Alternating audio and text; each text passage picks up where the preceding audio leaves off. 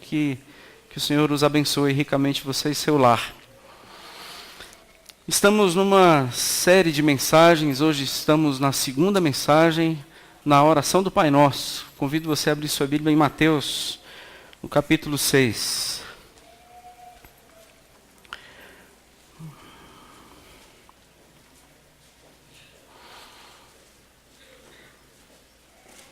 O tema da nossa série de mensagens é a formação de uma identidade, a consolidação de uma identidade nesta oração do Pai Nosso.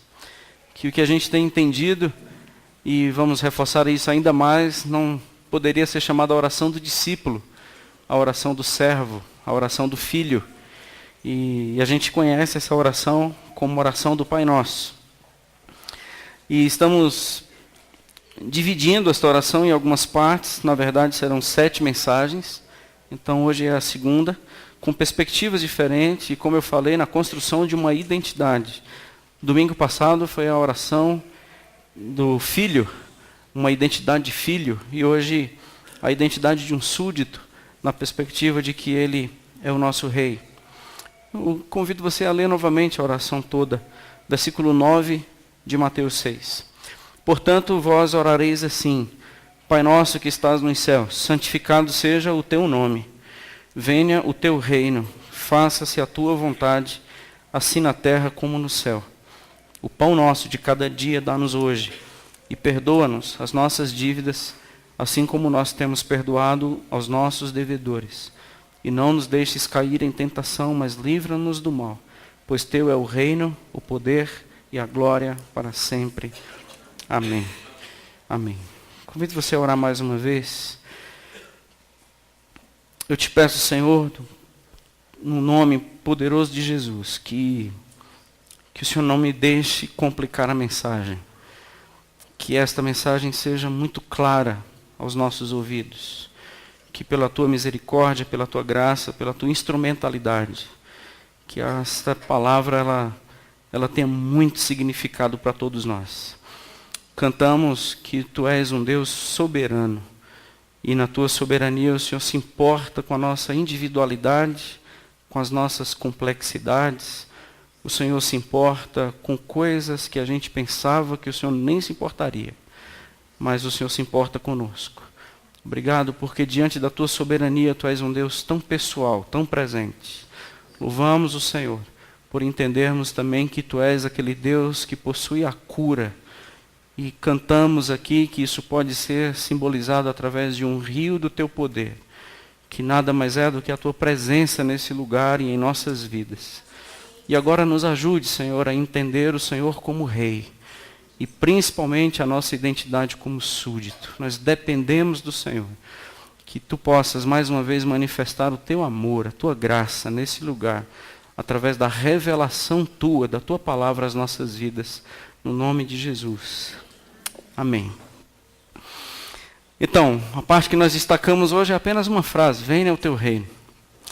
Venha o teu reino é a única frase que a gente destaca hoje. E nesta frase, venha o teu reino, eu usarei alguns textos, caminharei por algumas partes da Bíblia, tentei deixar aqui o mais acessível para vocês, mas sempre convido vocês a olharem a sua Bíblia, folhearem, verem se concorda mesmo, ou se confere com aquilo que eu estou falando.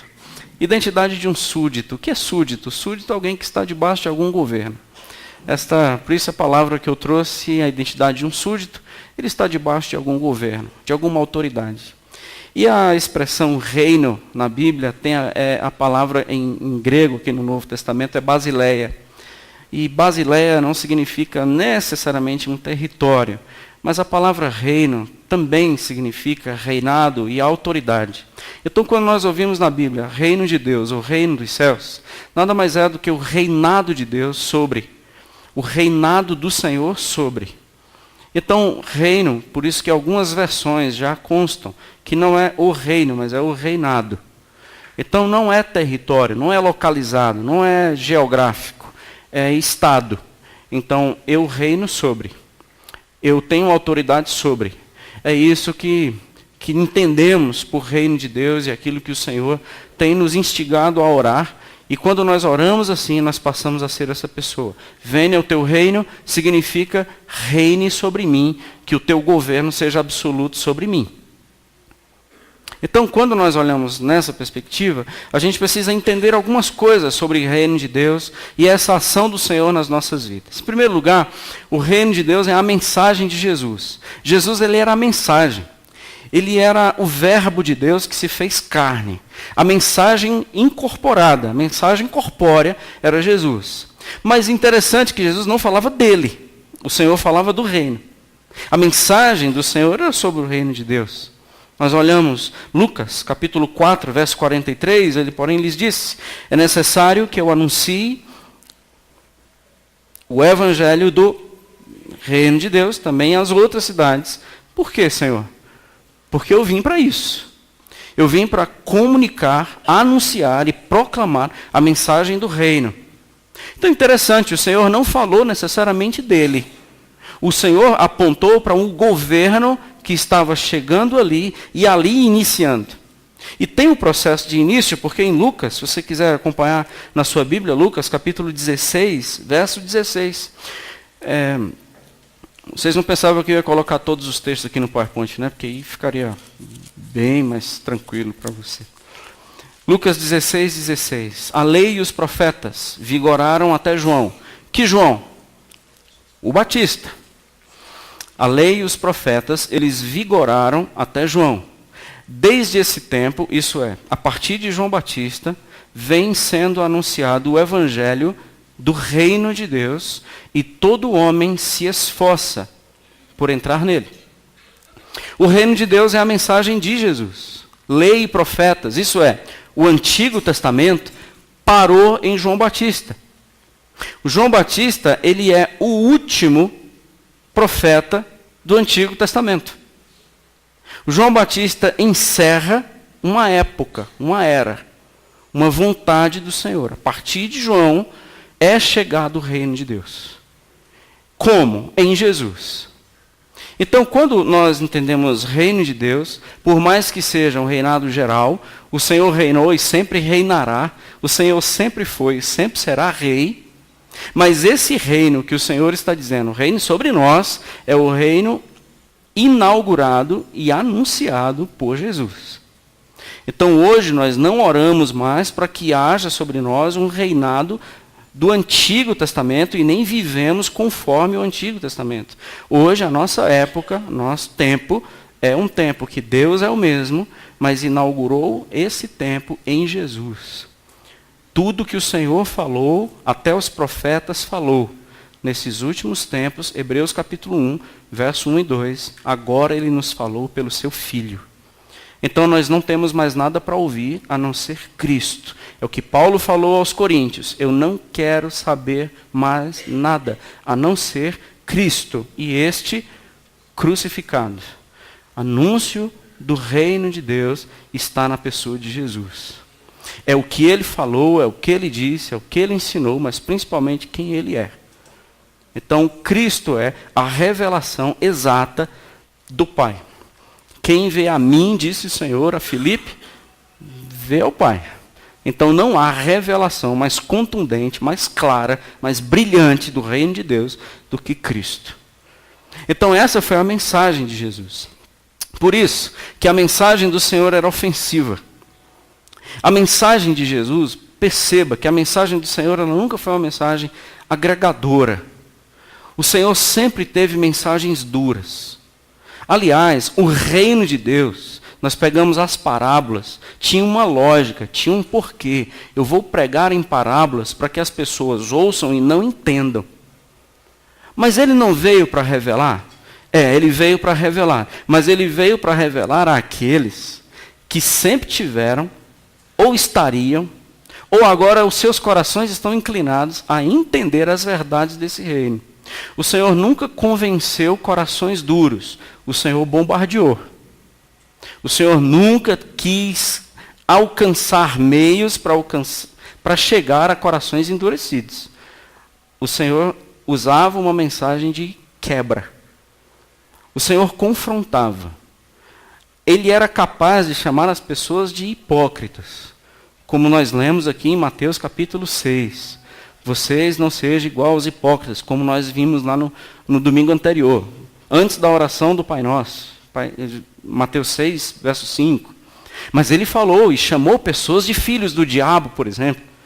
Vimos também isso no domingo passado. O Senhor não tinha uma mensagem muito prazerosa. Explico por quê. Porque nós estamos em guerra.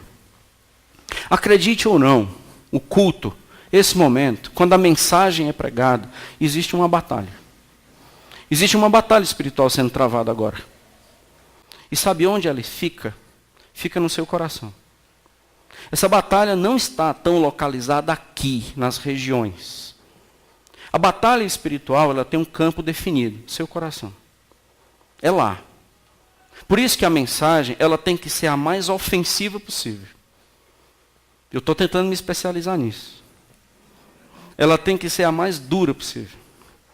Porque os nossos corações, eles não são territórios muito fáceis de ser arrancado de lá um reizinho para que um novo reino chegue.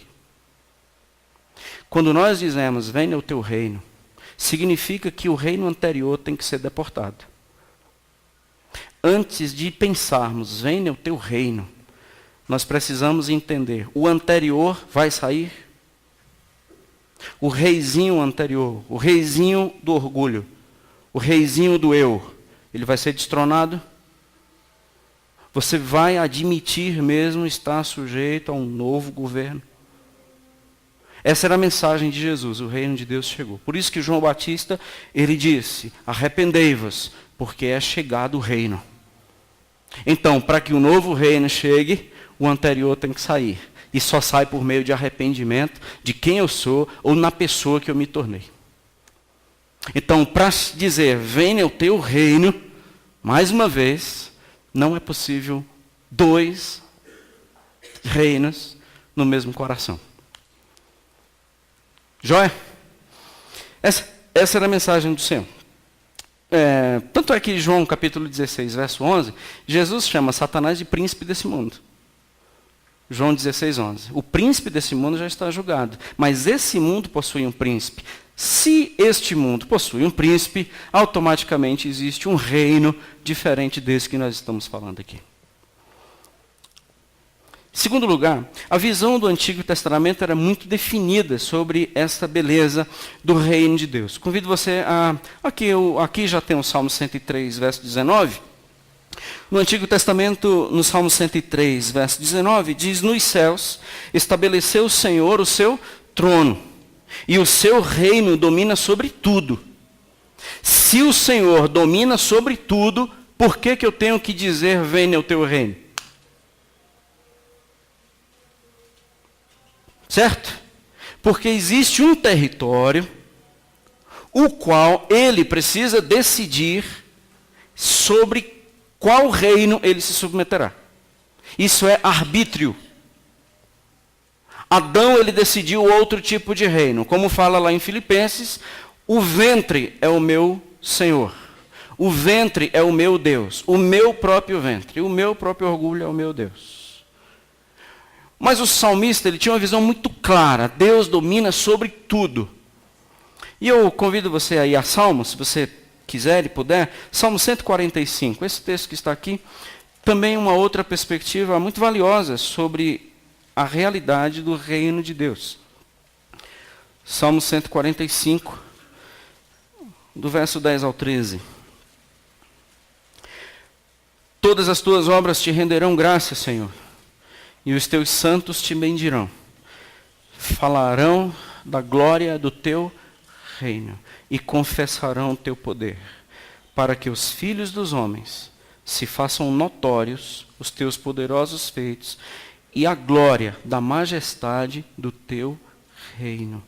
O teu reino é o reino de todos os séculos, e o teu domínio subsiste por todas as gerações. O Senhor é fiel em todas as suas palavras e santo em todas as suas obras. Reino de Deus estabelecido por todas as gerações. Reino de Deus estabelecido por todas as épocas e eras. Desde quando o Senhor reina em mim, desde quando o Senhor reina em nós. Em terceiro lugar, o reino de Deus ele possui 3 tempos. Nós entendemos, o reino de Deus já veio, o reino de Deus ele já chegou, o reino de Deus virá, o reino de Deus já chegou e o reino de Deus ainda está por vir.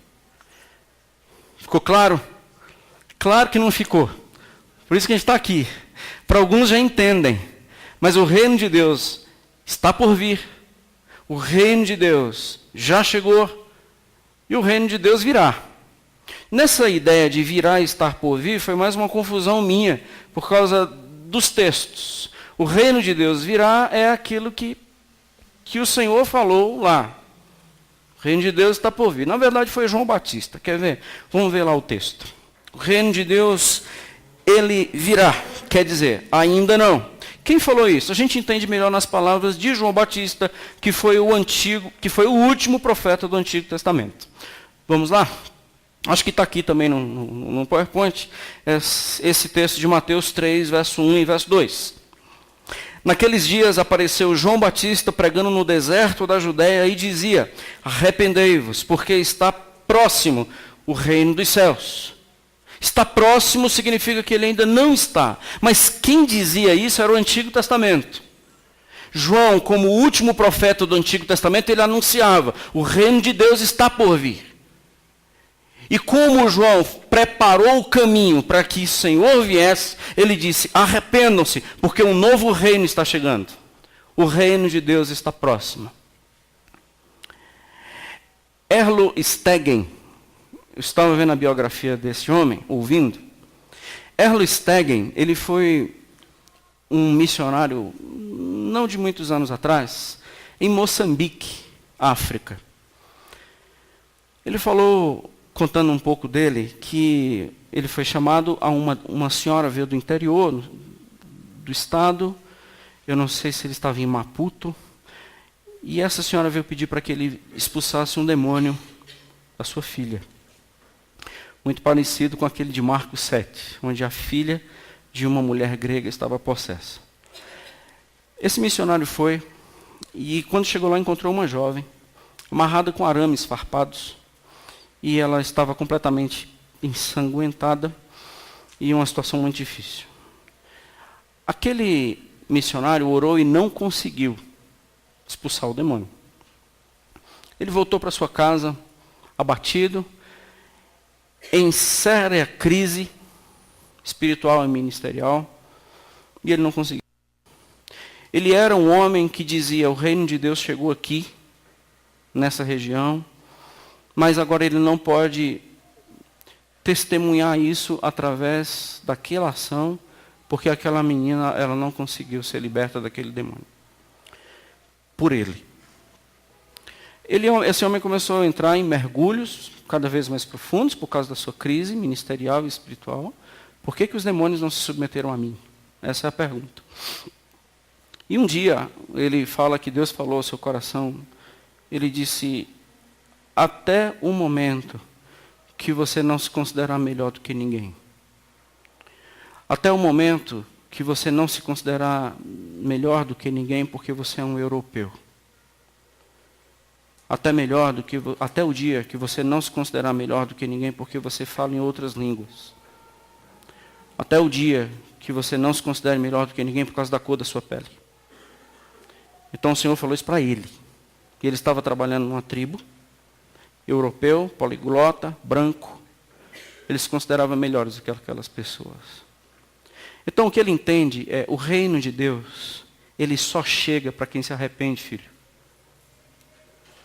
O reino de Deus, ele só vai começar a agir na sua vida e através da sua vida e apesar da sua vida, quando houver uma entrega e uma renúncia absoluta a este reino da tua vida. Enquanto você se considerar melhor do que alguém, enquanto você se considerar superior a alguém, seja por qual fator, enquanto você começar a continuar tratando as pessoas piores ou inferiores, seja para a questão acadêmica, seja pelo que for, o reino de Deus você nunca vivenciará. E fala a verdade, muitos de nós nos consideramos melhores do que os outros. Fala a verdade, muitos de nós olhamos para os outros de cima para baixo. porque nós enxergamos em nós alguma coisa que justifique esse olhar superior. Acredite, o reino de Deus não tem nada a ver com isso. Se a gente pega essa palavra reino, como nós olhamos lá em Salmo, a palavra reino lá em Salmo, no hebraico, significa uma pessoa que assumiu um lugar maior para servir. Então nunca teve a ideia de que as pessoas servirão ao rei, mas sempre a ideia de que o rei servirá as pessoas. Por isso que o Senhor disse, eu não vim para ser servido, eu vim para servir. Por isso é que eu sou o rei dos reis. Porque eu não vim para que vocês me sirvam.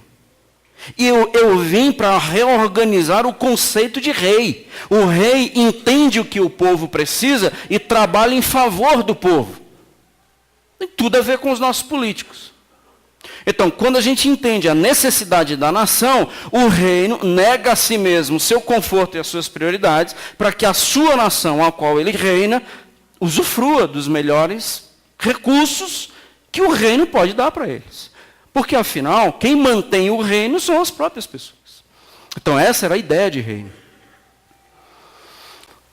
Achei interessante esse testemunho desse homem, porque quando nós entendemos, arrependa-se, porque está próximo ao reino de Deus, para muitos de nós, o reino de Deus ainda não chegou, porque não existe arrependimento.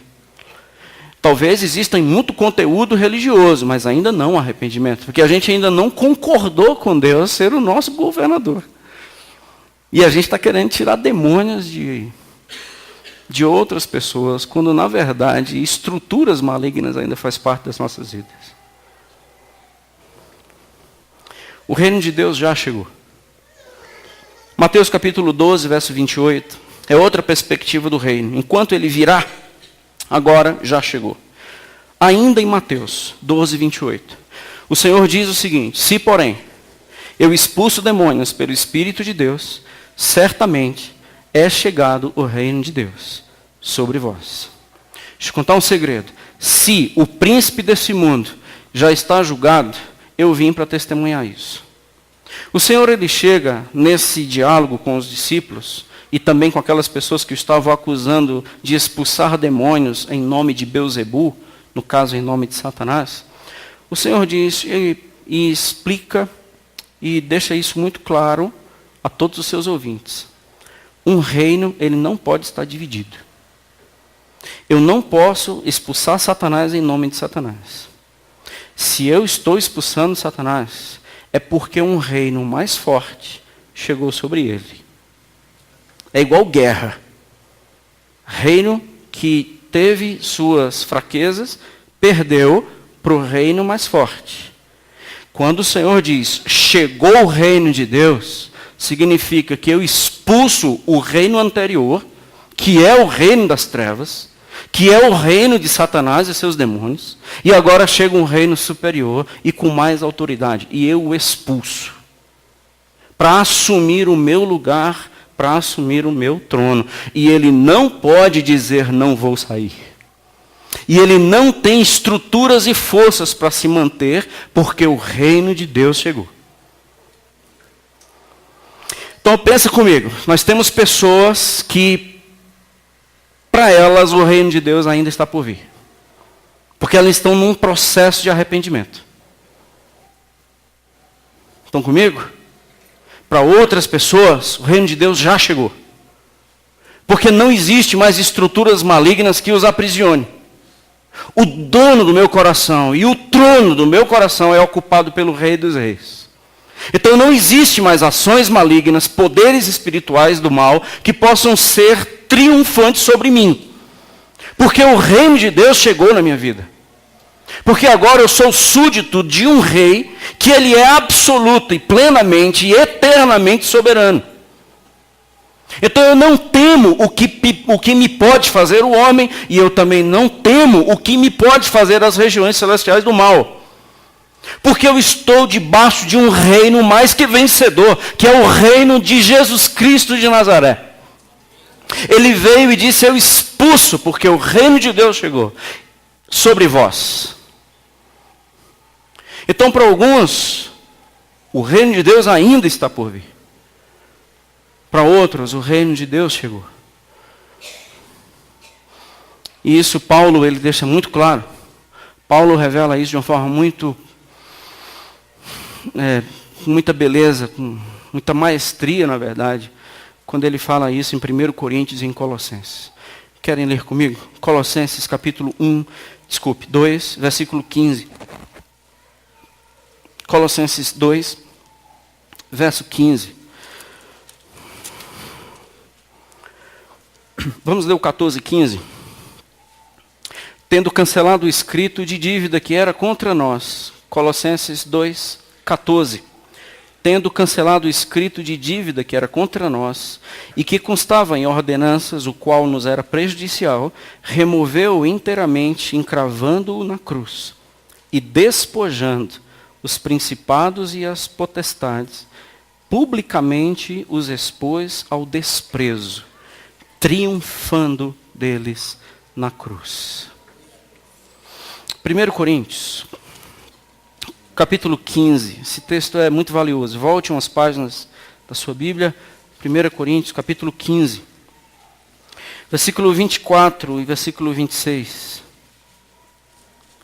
Um texto muito rico e muitas vezes desconhecido da maioria de nós. 1 Coríntios 15, verso 24. E então virá o fim, quando ele entregar o reino de Deus, o reino ao Deus e Pai. E então virá o fim, quando ele entregar o reino ao Deus e Pai, quando houver destruído todo o principado, bem como toda potestade e poder. Porque convém que ele reine, até que haja posto todos os inimigos debaixo dos pés. E o último inimigo a ser destruído será a morte, versículo 26. Pergunta: a morte, ela já foi vencida? Já, ela só não foi destruída. Esse texto não fala do que o Senhor fará. Esse texto fala do que o Senhor consumará. Porque ele já fez. Eu já destruí, eu já triunfei, eu já derrotei, só falta destruir. E prepare-se, capeta, Satanás, morte, besta, dragão, que está na agenda, a sua destruição não tarda.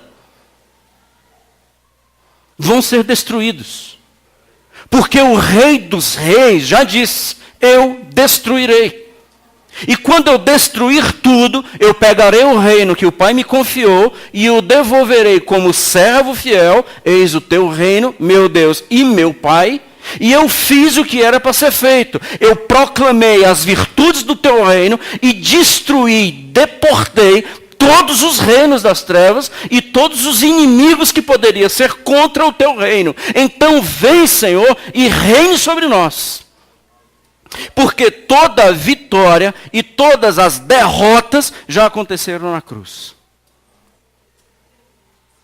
Então nós não estamos vivenciando um possível talvez, nós já usufruímos de todas as vitórias, é o que Paulo falou em Romanos capítulo 8. Em Cristo Jesus, nós não somos vencedores, nós somos mais que vencedores, por meio daquele que nos amou.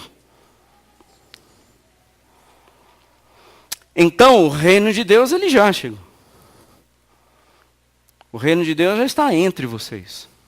Conforme Lucas capítulo 17, verso 21. O reino de Deus está entre vocês. Em outra versão diz: o reino de Deus está dentro de vocês. E é ele. O reino de Deus ainda está por vir. Verdade, o reino de Deus ainda está por vir, é outra realidade. Também no texto de Mateus, capítulo 25. No versículo 31 ao versículo 34, o grande julgamento. O Senhor está aqui Mateus está concluindo o registro do Evangelho sobre o Senhor Jesus. E aqui na mensagem final, no grande julgamento, tem esse texto: o reino de Deus ainda está por vir. Quando vier o Filho do Homem, Mateus 25, verso 31. Quando vier o Filho do Homem, mas ele não já veio?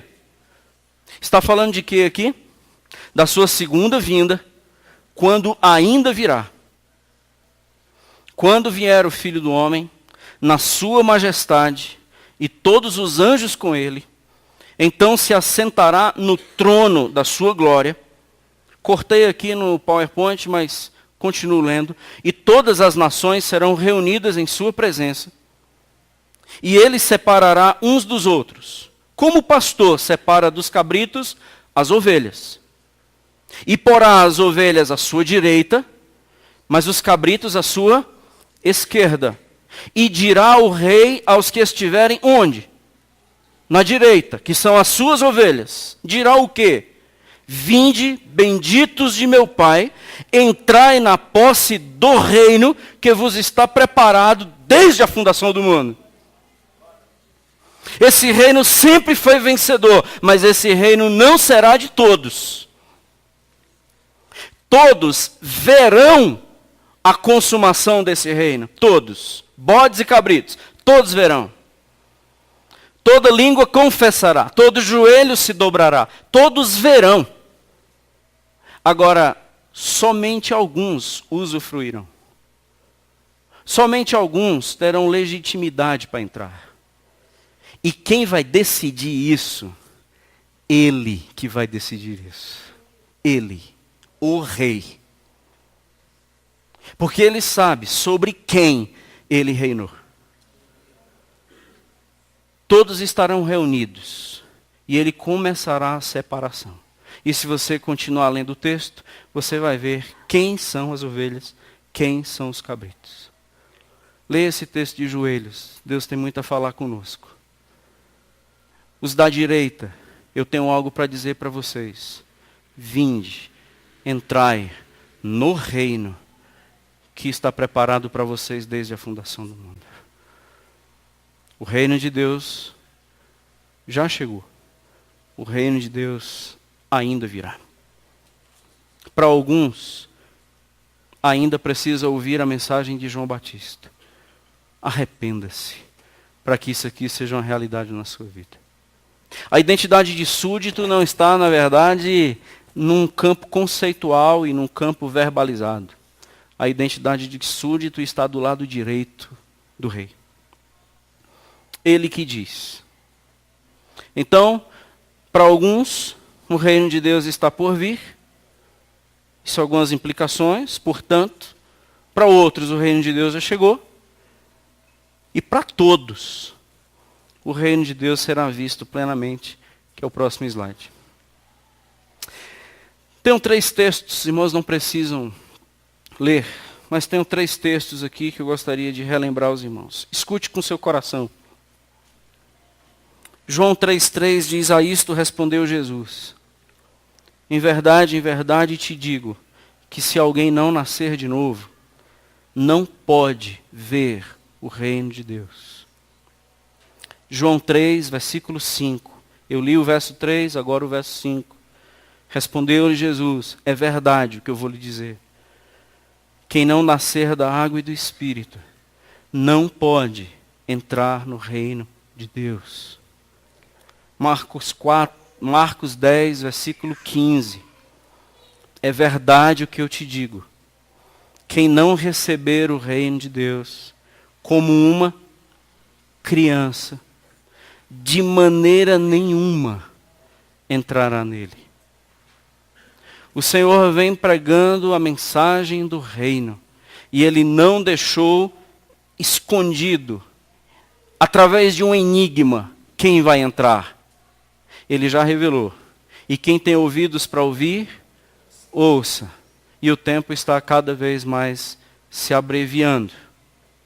O reino de Deus está pronto antes da fundação do mundo e está resolvido para fechar o que a gente chama de mundo. As cortinas da história já estão prontas e elas se fecharão, independente da gente crer ou não crer. Independente de que reino você e eu pertençamos, Apocalipse se cumprirá. Todas as profecias, sim, elas se cumprirão. Haverá sim lado direito e lado esquerdo, acredite nisso. É verdade o que eu estou lhe dizendo, diz o Senhor.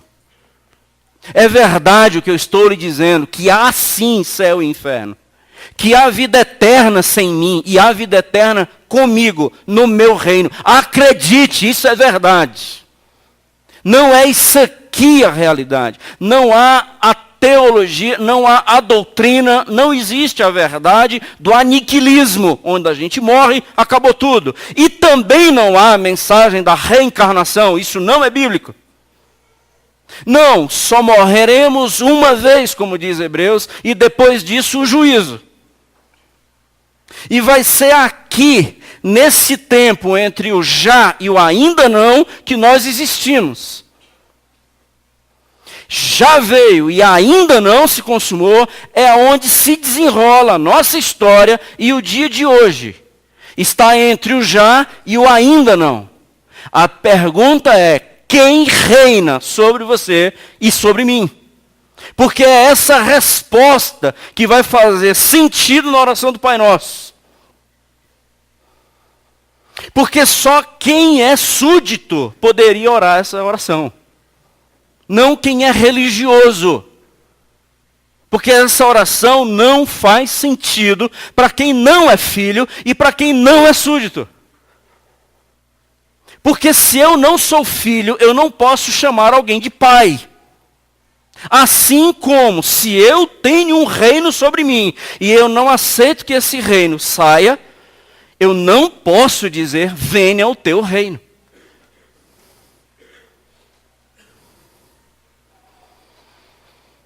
Solange está aqui, ela brigou comigo e disse que eu estava gritando demais. Então eu vou tentar não gritar. Por isso que nós não somos a turma do PT, irmãos. Por isso nós não somos a galerinha defensores do Lula. Nós não usamos as redes sociais para brigar sobre política. Quem faz isso precisa rever que tipo de reino você se submete. Assim também como a gente não vai para criticar Lula ou PT. Crente não se mete nessas conversas. A gente tem mais o que fazer. Nós somos embaixadores do reino de Deus. Nós não somos partidários políticos. Não temos políticos. Nós temos convicções. Nós temos conceitos. Nós temos valores. E é incompatível com o príncipe desse mundo.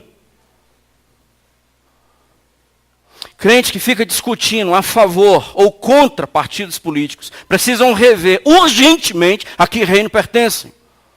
Porque aquele seu tempo e os seus desgastes das pontas dos dedos poderia ser em favor do reino de Deus e não sobre um príncipe deste mundo. Você não deveria usar a sua energia e nem a energia que você paga para defender ou para criticar qualquer coisa política. Nós somos pessoas que pensamos, raciocinamos e temos sim posicionamentos políticos, mas nós não temos outro estandarte que não seja o reino de Deus. Por isso que dizemos, Jeová Nissi, o Senhor é a minha bandeira. E ela não é vermelha com estrela branca. Mas também ela não é uma bandeira que tem um tucano nela.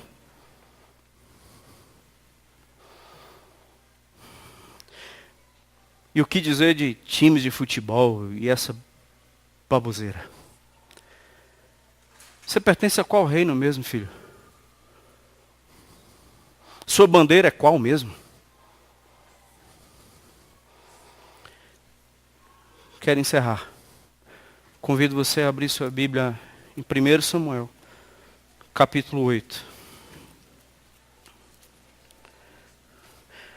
1 de Samuel, capítulo 8.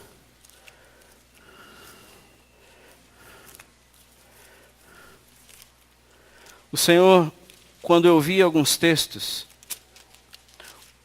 se os evangelistas, é claro que eu acredito que eles não registraram tudo, mas quando os evangelistas registraram esses momentos que Jesus falava sobre o reino de Deus, estava dando uma olhada em alguns textos, se aquilo lá foi o tempo que o Senhor passou com aquelas pessoas, não demorou 5 minutos.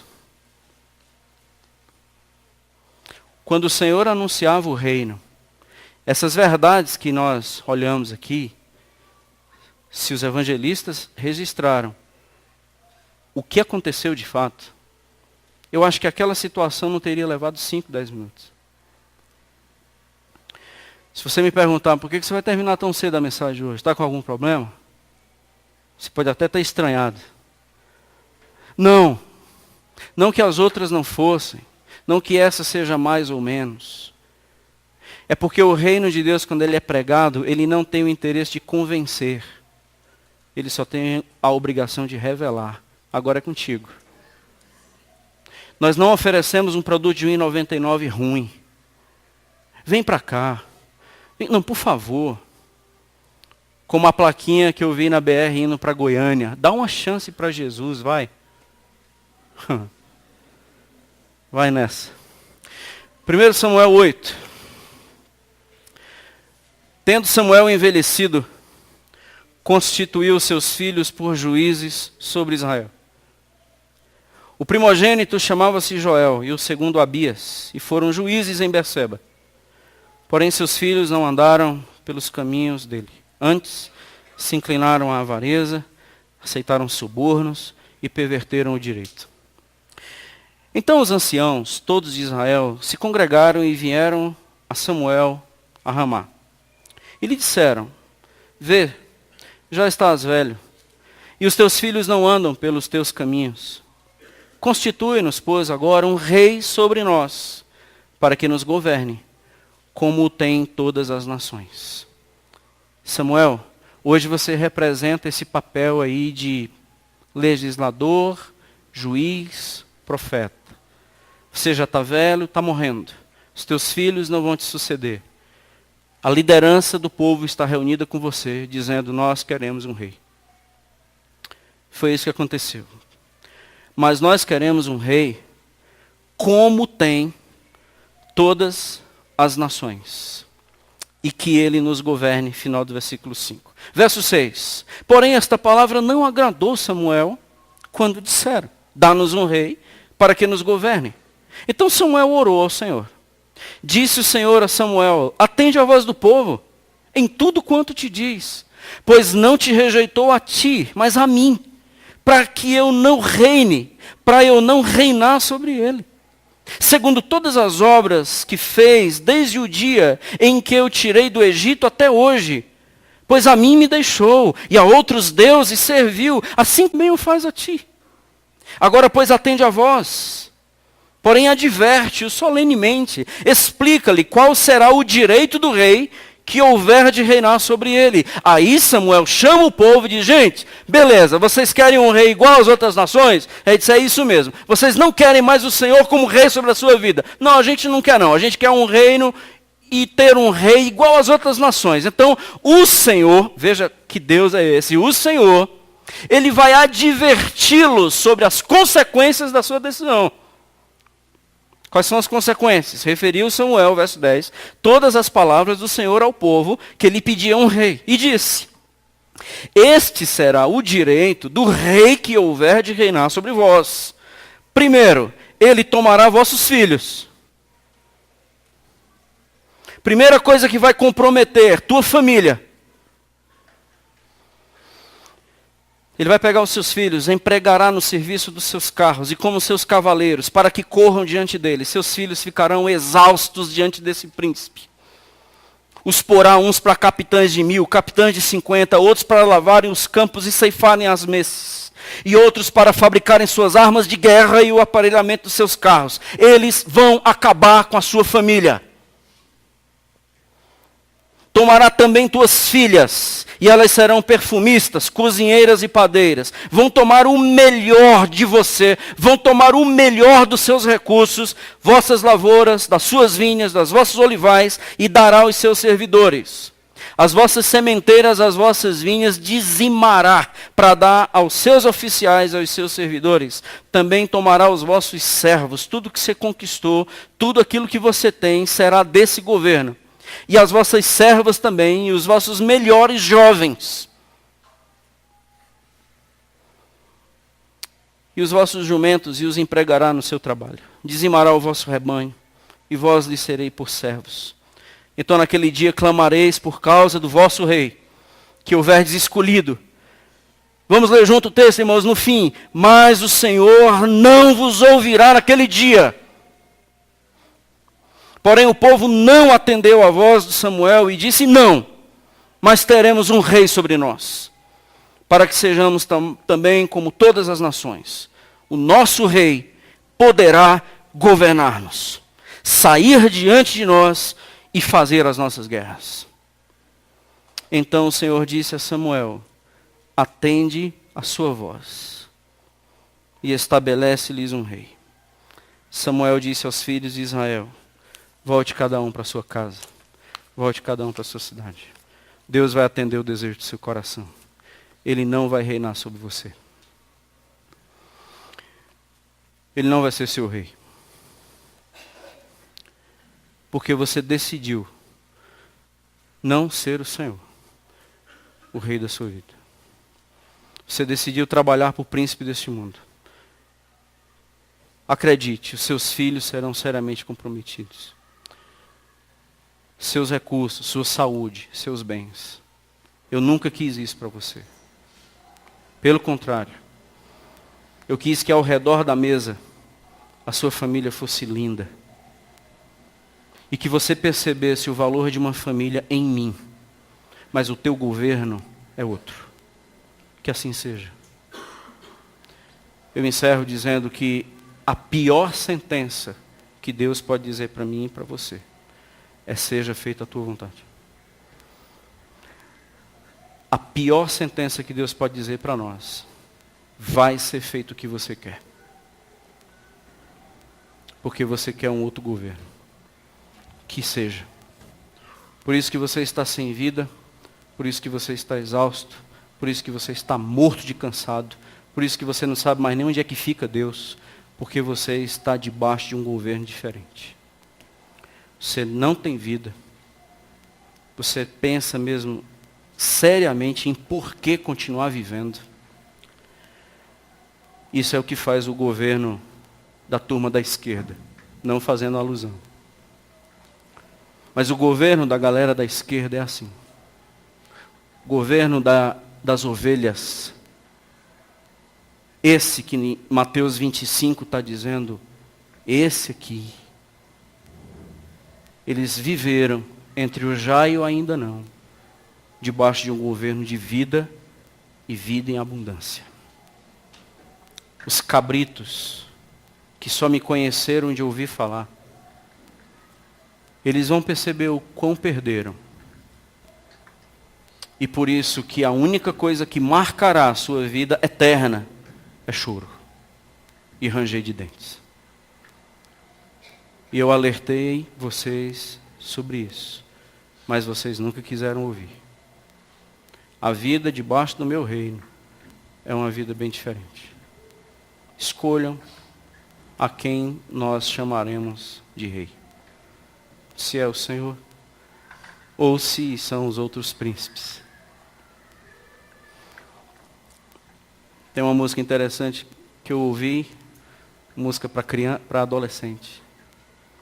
O nosso príncipe vem de cavalo branco. É isso? O nosso príncipe vem montado num cavalo branco. É esse que a gente deve amar. Pode orar comigo? Feche seus olhos. Oremos.